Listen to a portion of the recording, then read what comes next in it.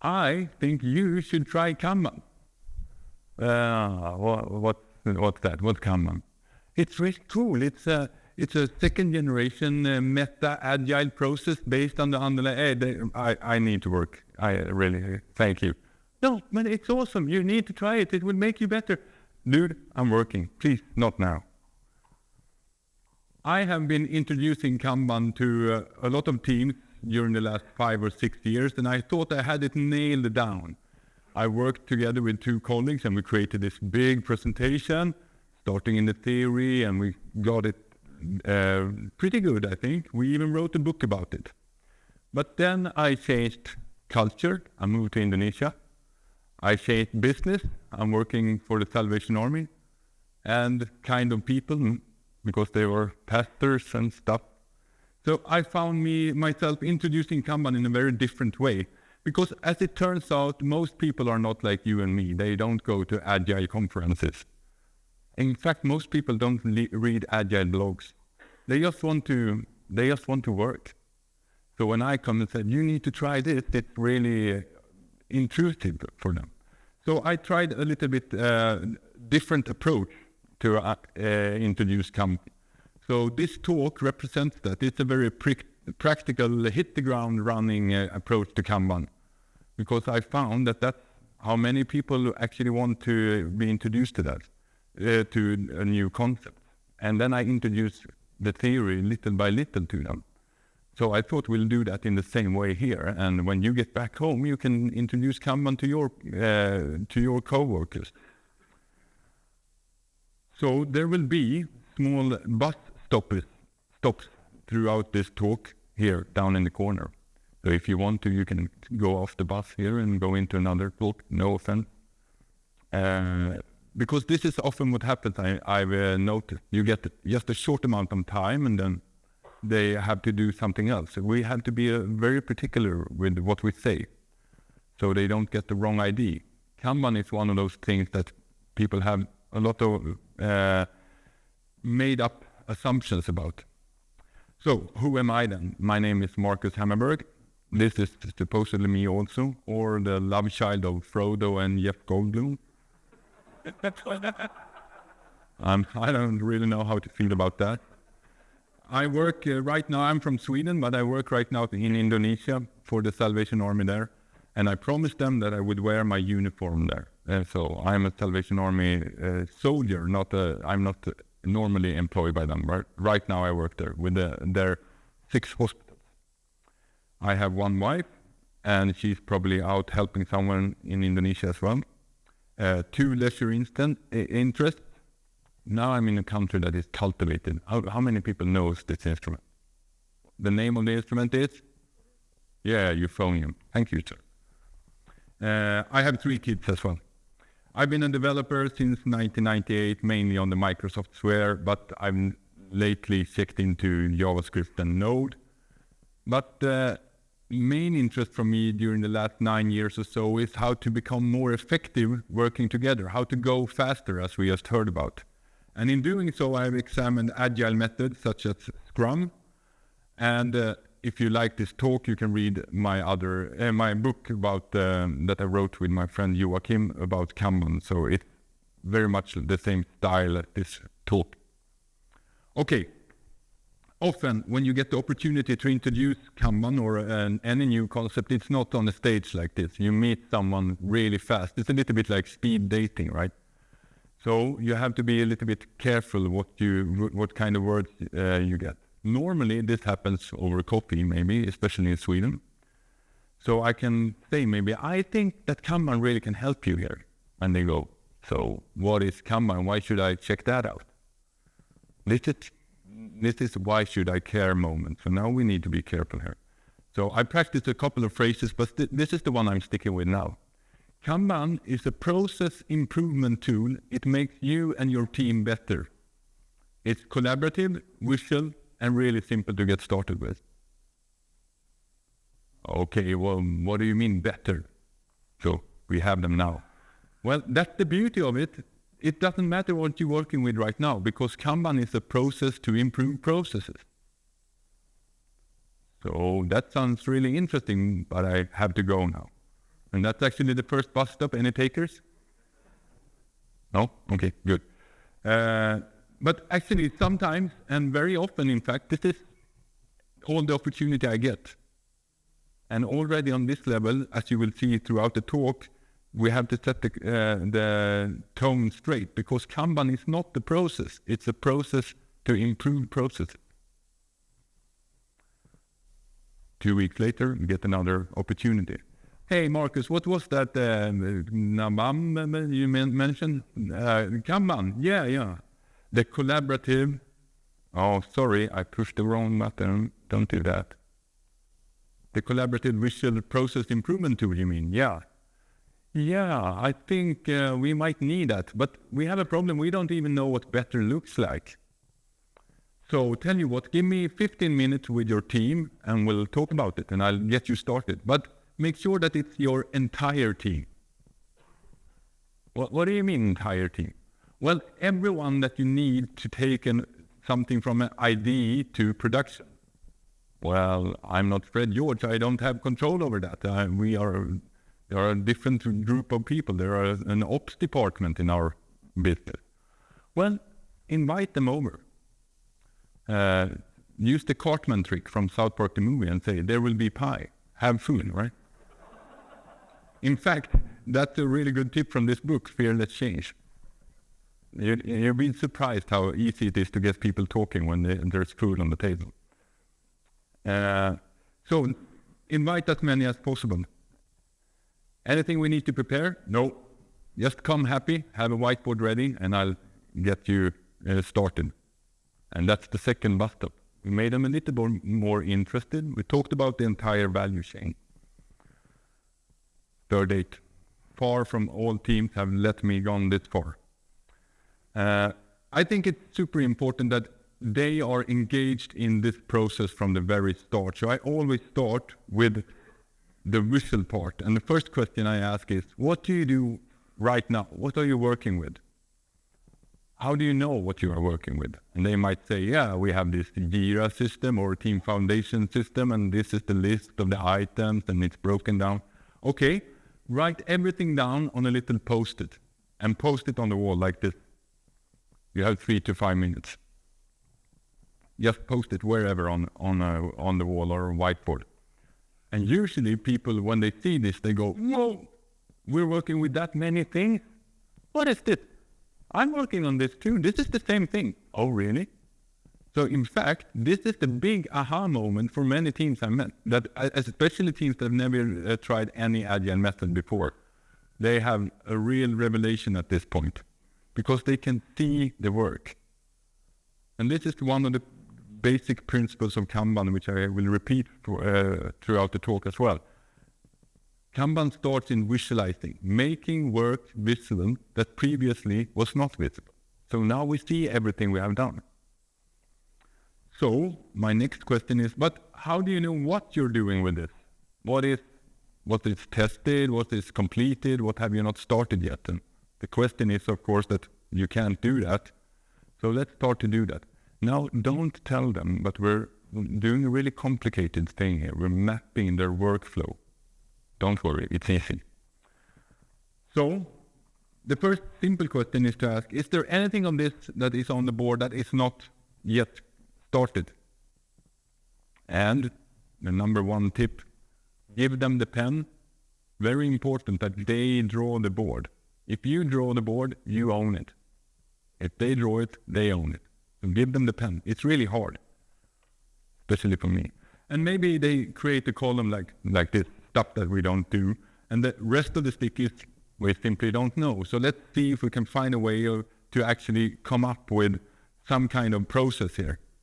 There's a couple of approaches that I've tried. This is the strict lean approach. You start from the end, and then you emphasize the pull principle by asking what comes before this. So what needs to happen before this? Well, we need to deploy it, and you work your way backward. I found that very many teams have a really hard time to think like this. It feels contrived for them. So the obvious other thing is to go the other way around, like this, right? The bad thing about this is that it emphasizes that you push stuff through your system, and it ends up, and then it's the tester's turn, and then it's the deploy guy's turn. So that's not really nice either. So this is what I'm sticking with right now. Just take all the stickers, take one and ask what's happening with this right now, and create a column for that. And then you take the next one and say what's happening with it. And as you go, you might add stuff in a previous column or make up new, or you might group them, or you might even start to change names on columns as you put more and more stuff in there. And this is exactly what you want to do. And again, you want them to do this because the board is a living thing. It should change. As you learn new things, you might take one column out. You might add a new column. You might do columns on the other direction or whatever. It should change. Very often, if they ask me to draw one, they will never change it. So don't do that. Make sure that they are engaged in the process and that you actually change it as needed. Because that's really what this is, just a tool. Once you're done, you might have something like that looks a little bit like this. And you could actually end there if you want. There's a little tip that I will do in the end, and that is very important though. But there's much more that we could talk about. This is just visualizing the process. We have not yet talked about the real process improvement part of Kanban. So I might ask, what happens after done? It's done? What do you mean? You'd be surprised how many companies that have a lot of work to do after done. Well, because many teams that I have met, they are not done. When they are done, it means that it's ready to deploy, for example. But that's not what our end customers want, right? I have a good friend that is called Woody Sully. He said this. How many of your customers have ever called you up and said, thank you for that specification, it was great. I really like the test report on that last feature, it was awesome. They don't do that. They want features, they want impact in production, right? So that's what we want.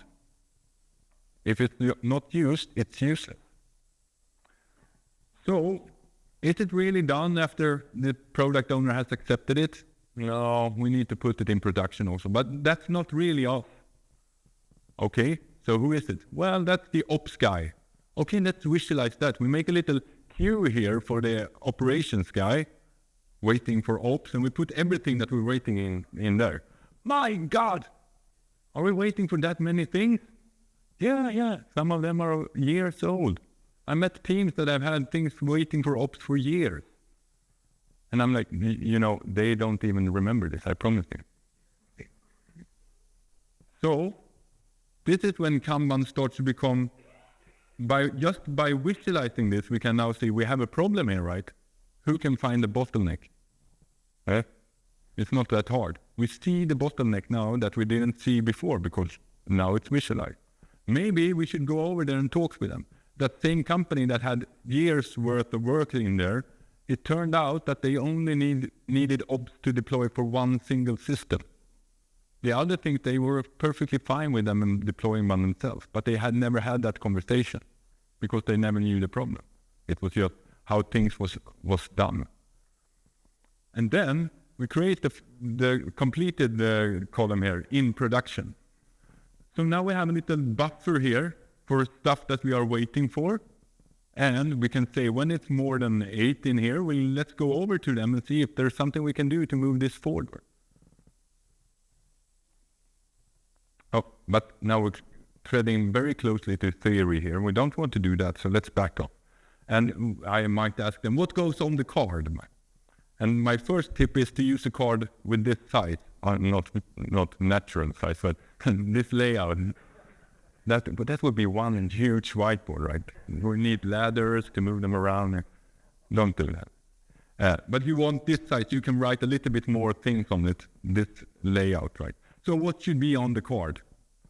Well, our things is in Jira, so let's put the Jira number on there. Okay, good. But how do you know what that is? Yeah, it's simple. I go over to Jira and I can look it up. Yeah, you don't want that. You want to be able to glance at the board and see what it's about. So my suggestion is that you write a really good description so you remember what it's about. And this is a really hard thing, actually. I can't count the number of times that I've written something in the afternoon, gone home, come back, and just said, what's this about? I've trained my mind to be like a goldfish. I don't remember anything. So a really good description might be something that talks about the end state. When we're finished with this, this is completed. And it's easier to remember what it was about. But hey, we have had discussions for years that we've stored in Jira. Yeah, I'm not saying print everything and stick it on the board. Use a little reference then, so I can go to Jira and look it up once I start to work with it. So that's a simple way of handling that. But you want to be able to look at the board and understand what's happening just by looking at the board. So in a sense, if you're into computer science, the board is your master data. And then you have reference data in the other system. Anything else that should go on there? Any ideas?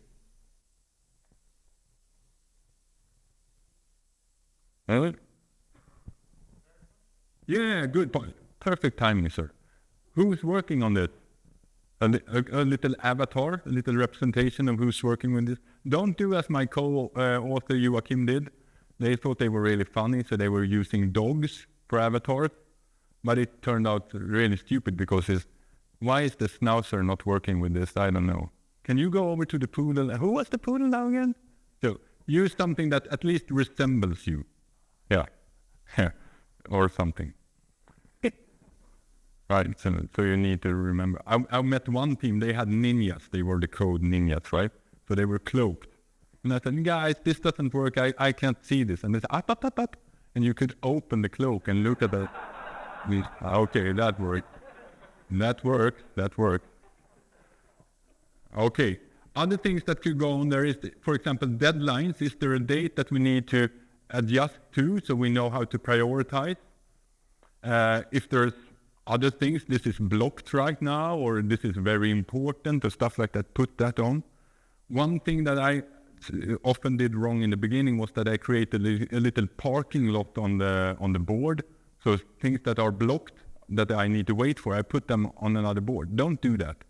Leave it in the column and put a waiting sticky on top. Because then you can state the reason for waiting, and you can also start to track the number of days we have waited here. So if we waited more than 3 days, we need to do something, for example. That's our policy. My number one tip when it comes to what goes on the card is to start simple as possible. And don't overdo it from the beginning. Add stuff as you see them fit, because you can add so many things, but you will end up with a totally impossible combinations of information to understand what to do with it. That's the main reason on the card. How should I act with this card now? Should I prioritize it differently? And if you have, like I had in one team, I counted, it was like 32 combinations of stuff that they could go on there. That didn't help anyone. So keep it as simple as possible. Oh yeah, by the way, what does the customer want? Yeah, we know. They want stuff in production, useful, and yeah, but how can we get more of that? Well, that's really simple. We simply just go without going faster. Well, what do you mean? We need to go faster, right? Yeah, but what happens if you go faster, if you just step on the pedal? Well, we get sloppy, we make errors, yeah. And how would you visualize an error? I might put another sticky on there. Yeah. Or move it backward. So it's not getting done then. I'm moving it backward. There's actually a simpler way than to just increase tempo. And at this point, I usually play a little game with them. This is my favorite game. It's called the counting game. It's really good because you can play it with one player, and my record is 75 simultaneous players in one room, so it scales really good. This is the game. Have you played it? Some of you? Okay. So we have 3 projects here. And with the blue pen, we're going to write the letters A to J in a column like this. With the red pen, we're writing Roman numbers, 1 to 10. And with the black pen, we're writing Arabic numbers, 1 to 10. We're going to run this twice. But the first time, I want to make sure that we are really, really efficient, using our resources to the maximum, and prioritize all projects equally. So let's do them row by row. And I have limited time here, so we'll let my computer do this for me. So you see, they have to take the cap off for everyone and then put it back on, or some people try to hold the pen in their hands like this, and they might drop it, and at this point they go, oh man, this is so stupid, why do we do this? And I have had people stopping at this point as well, so you need to urge them on. And here also the red project starts to get really hard here. Oh, let's see, was it, no, oh yeah, that's the one, okay. And then we time each project individual and the total time. So the first project, it was finished there after 1:24, the second after 1:27, and the third one after 1:30. And all of them after 1:30. So if you ask them, how did it feel? They said, yeah, that was really stressful actually, and it was hard to keep control of the pen. They kept falling off the table. What is the pens in your world? Pens are different projects, right? So for example, you might code on one system, but you're also maintaining it. So while you code, all of a sudden someone comes in with a bug. Oh, I need to fix that. So I need to check out the code from 6 days ago, and then I need to remote into another computer. Can you write that email now? Oh, I open Outlook, and then, so that's what the pens are representing in this simulation. But most people agree that this is a really stupid way of doing it. So let's try it again, and this time do it column by column. So now they only hold one pen in their hand. It runs really fast. It's easier also because they can focus on the work at hand. And in most cases, that's a little hard to simulate with my computer, but in most cases you will see the quality go up. It's actually nicer writing, even though it's much faster. Also, what if the first project here, A through J, what if that was most important? Let's do a comparison. So if we did it row by row, first the total time, it was less than half.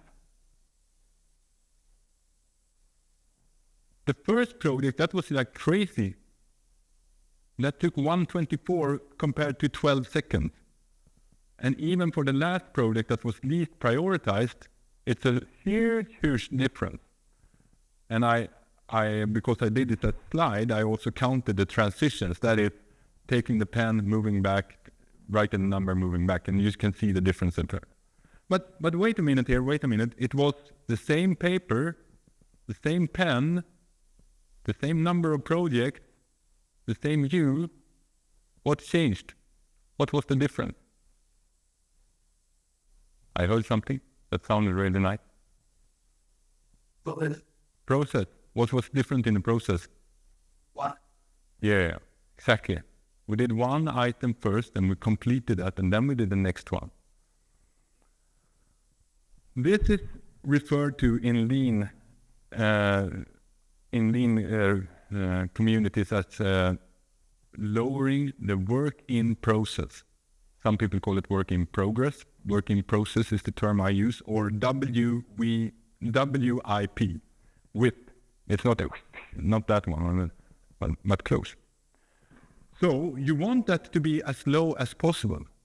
So in this case, in our simulation here, we had only one thing we did, and you can see the big difference. Notice that we completed as much work in both cases. So you want it low, but not too low. Because if you have it really, really low, you run a problem with efficiency. You're not using your resources to the max. Let me take a very provocative example. we heard a little bit about pair programming in the last time, in the last talk. Have you heard about mob programming? Mob programming? That's the entire team, one screen, one keyboard.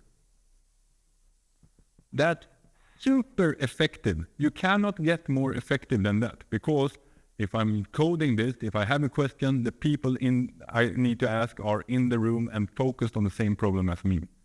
Super effective, not very efficient. That's a really big problem if you're selling keystrokes per minute. But if you're selling completed features in production, your program is really same. That's the work in process of one. Okay, this is great, they say. This is great. So we want really low WIP limit. So we are 2 testers, 3 developers, and a project manager. What is our WIP? What should we have? It's no such thing. WIP limit is just a tool. The lower WIP limit you have, the faster you will find what's blocking you from actually completing this. If you have it really low, you will find a lot of problems. If you have it high, you will hide a lot of problems.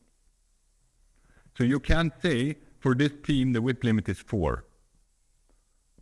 You can say our WIP limit right now is 4, and we're trying to get it lower to find more problems or unrealized improvement opportunities, which is the nice cousin of problem.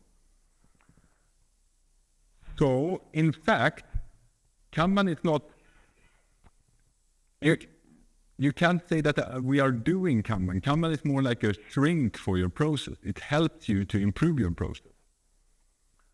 So I hear some people say, yeah, we used to do Scrum, but now we do Kanban. You can't say that. You can say we are using the Kanban principles to help our Scrum to get better. Or as you saw, this is our process, these are the stages in our process, and we use the Kanban principles to improve on. So, let's make sure that you all understand this. Please stand up.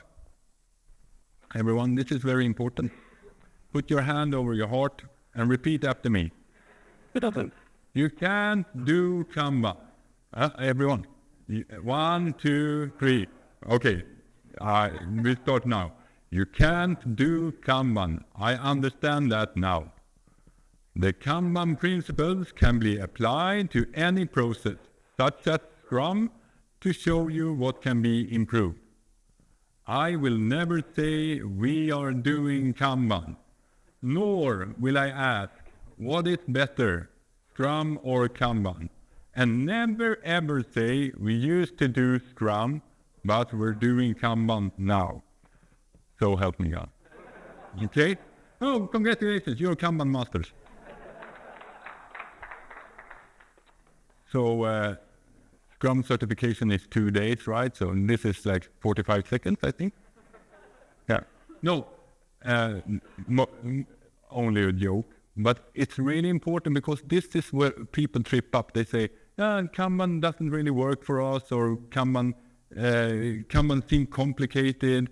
But Kanban is super simple. Let's see if I missed a slide there. Let me jump ahead to that. Here we go. And then jump back. This is Kanban. 3 simple principles. Make work visible, limit work in process so it flows faster, and take the entire value chain into consideration. Help the work to flow faster from ID to production. So it's just 3 very simple principles. A little bit like Agile in itself, right? What is Agile? agilemanifesto.org. That is Agile, what it says. All the other things is just applying that principle. And now try to find that place again. So really, Kanban is too simple to certify.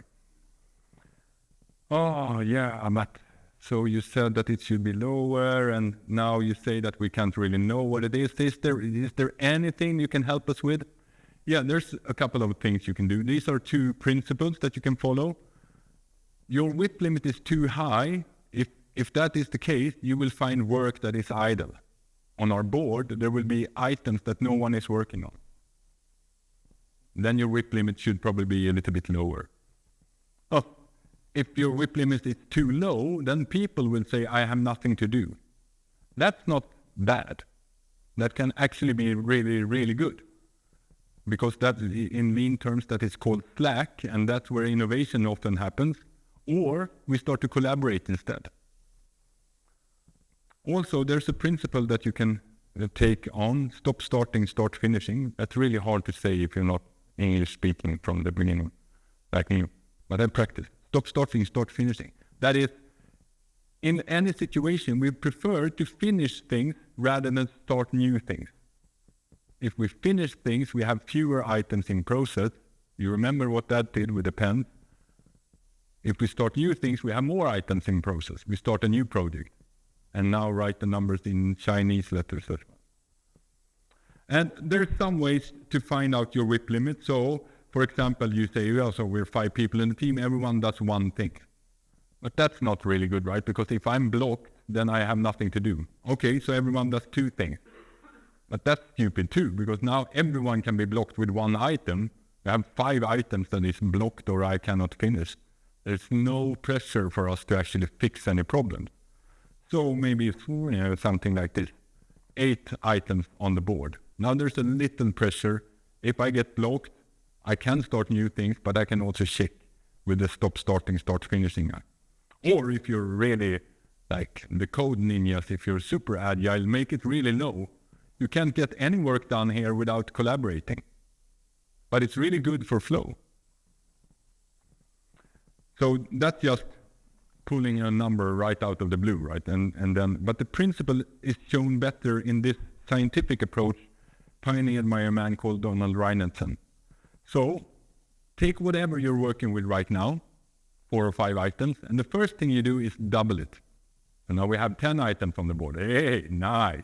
Now everything goes, I'm blocked, I put a new thing in, no problem. But commit yourself to once a week, lower this with 20%. So first week, no problem. Second week, no problem. Third week, we're waiting for a lot of things here for the ops guy. So what should we do? We should not break the WIP limit. We should try to help the work to flow. Let's go over there and talk with them. Is there anything we can do to help this flow? I like this approach. So that's when you run into that problem, that is something that Kanban shows you. Here's a problem with your process. Sadly, Kanban lets go of your hand there. So it says, this is the problem. If you don't fix it, you have the problem. If you fix it, the flow gets better. Now, what do you want to do? I like this approach because it shows that you should continuously change and lower the WIP limit. This lean and all of this comes from Toyota originally. Yes, many of you probably know the Toyota production system. I heard stories about the Toyota factories. They are working, let's say that they are mounting doors, for example, and they have 10 doors on one pallet, and when they are finished, they bring in 10 new. So they have a WIP limit of 10. And then the sensei comes down and he says, so how are things going? Yeah, and they're pretty good. Everything works around. Okay, now you have 8. So they lower the WIP limit to provoke new errors, to provoke new problems to occur. Well, wait a minute. If we're going to have only 8, we need to be much faster to get the doors. Yeah, that's exactly. Yeah, but that will cause a lot of problems. Yeah, exactly. So they want problems because if they fix those problems, they will get better. So that's what the WIP limit is. It's a tool, a pain inflictor. It's a tool to help you get faster. If you turn it down too low, there will be too much pain and people will just give up. So we turn it up a little bit. So don't strive to find the optimal WIP limit. That's an error that many teams does. Instead, focus on flow. So that was a couple of approaches on having one WIP limit for the entire team, but mostly people are using it maybe a little bit like this. So they say we allow for 3 items in analyze, 3 in development, and 2 in test. This is a very stereotypical, so just to show you something. And please note that in the analyze and development column, there are sub-columns. So it allows for 3 in total. Those are just there as a queue, as a buffer for the next step. So for example, development done means that the testers know that this can be tested. So let's run a little simulation here. First, the developers finish that. That's good. But now they have nothing to do, so they want to start that one. But that cannot be allowed, right? That's breaking our WIP limit. So the first thing to realize here is that breaking the WIP limit is not a capital offense, right? It's a trigger for a discussion. Maybe there's a good reason to break the WIP limit in this case. But if we find ourselves continuously breaking the WIP limit, or often do that, something is wrong. We should at least have a discussion. Why is this happening? In this case, there's actually a bottleneck in our process here. Who can find it? Test. Exactly. Nothing is moving out of the test column. So rather than pulling this one in, the developer might go over to testers and say, is there anything we can help you with? Yeah, you know what? The first one here that I'm testing, it's not even installed in the testing environment. Oh, yeah, I can help you with that. Or, yeah, the tester might say, I can't work on this because I have so many things to do in this other project. Maybe we should talk with the project managers. Where's our priorities here? Our entire team is running slow because of this other project. Is that okay? So it's a trigger for a discussion. And the reason we have this discussion is because we broke the WIP limit. And our focus is to make the flow better, smoother, faster. Here's another opportunity that we already saw. A lot of things are waiting for ops.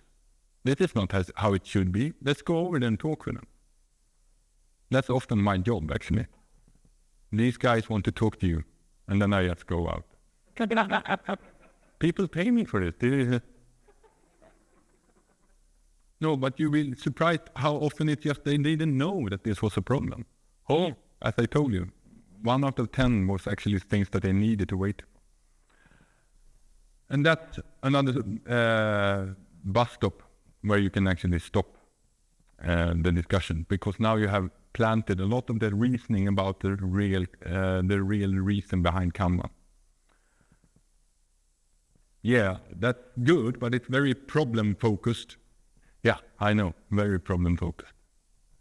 So is there any help we can get from the WIP limits instead of just finding problems? Yeah, it can help you to make your team more self-organized. Here's another little example. Here's Joachim, the tester. He's finishing that item. What should he do now?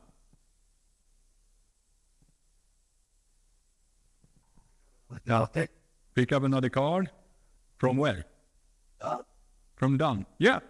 Or maybe they say, let's finish as much work as possible. This is just a policy, so I don't know what they do. But in this case, they said, yeah, if we can collaborate, let's do that. So they actually collaborated on that. In true South Park animation style, they finished those. And now, what should they do now? Now it's a good idea, right? Pick up another card. Both of them or one? Well, yeah, exactly. So in this case, they picked up 2. But it could also be many teams uses the order in the column as priority. So maybe it would be better for them to work on the first one, because that's higher priority, to make sure that flows as fast as possible. How would you know? Is the order the priority? Let's decide in our team. How can we make an indicator on the card for that? Maybe that's good. This case then. Now, Marcus is a tester here. We have Daphne that's doing development, and then we have 2 guys over here doing analytics. What should Marcus do here? Analyze. Why? Good point. Get those that early fall. Yeah, very good point. A little preemptive for my reasoning, though. So let me remember. We rewind that and soon play it back again. So the first thing, right there's something to do here. So a really good thing to do here is to walk the board from right to left. Anything I can finish here, anything I can finish here, anything I can finish here. And the first thing he hits is this development thing with Daphne. But sadly, I cannot code. Only through the board though. And of course, my teammates are very happy to enlighten me about that. So I cannot do that. But I could actually help out there, and that's really good. Can you see the bottleneck that is starting to build up here? What if Daphne finished her stuff? She has nothing to do because no more work is ready for her. Often manifests itself as 2 empty columns next to each other on the board. So, and as you said, sir, really good idea to have a tester in the analytics process, or a developer for that matter. But get the testing thinking in place from the beginning. It's really good. So basically, can you finish an existing item? Do that then. If you don't have the right skills, check if there's a bottleneck that's building up on the board. Will our flow be hurt in the future? Compared to a report or a burn down chart, you can actually see that building up. It's a leading indicator. If you don't have any skills for that, start new work. If the WIP limit allows, and if the WIP limit doesn't allow that, well, do something else that is interesting. Something that you think will help us in the future. So, here's Kanban. 2 simple to certify.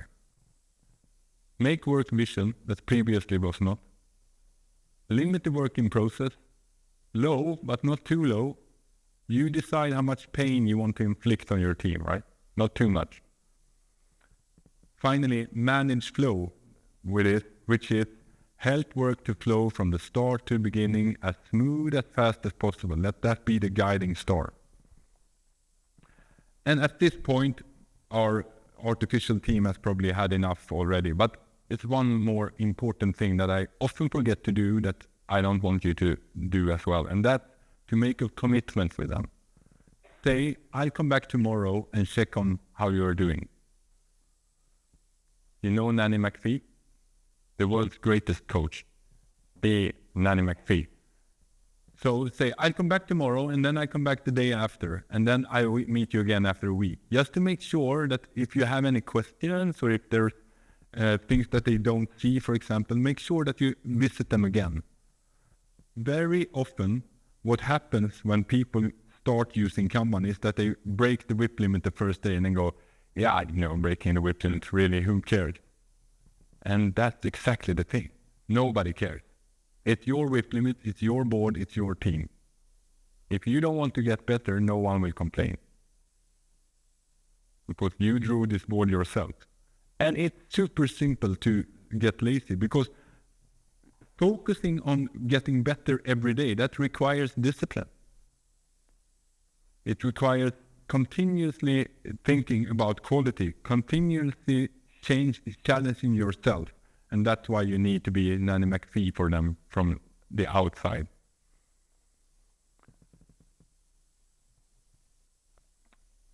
So there will be a lot of questions on how should we act in this situation, what should we do now? Or we could just ask questions as the coach. Another problem that might occur, actually, that happens sometimes, is that there's no problem. That's not good either. The WIP limit is too high. So just to lower the WIP limit. If there's no problems, there's no improvement. And remember that the WIP limit is just a tool. There are problems in any process. If you don't have them, you're just lying to yourself. Toyota's motto since 1940 or something that is, one piece continuous flow. From the moment you order a Toyota, it should just be value until it's on your driveway. They will never reach that, but that's their vision. Here's Kanban. And that's the end of my presentation.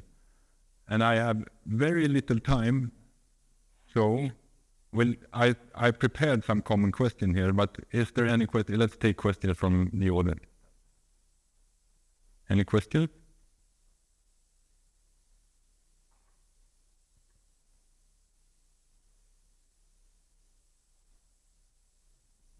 let's see if I can squeeze this in, because this is one very common practice that many people is to keep the stand-up.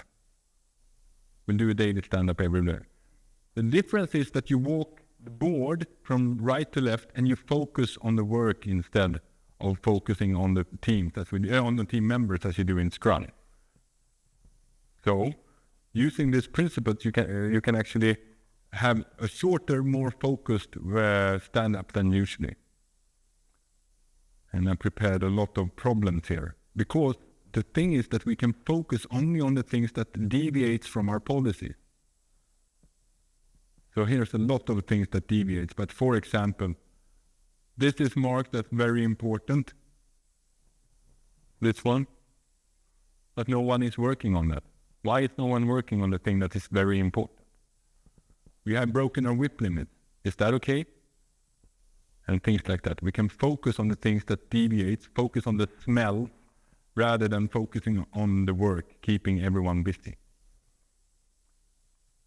And if you sat through this, there's a special discount for you.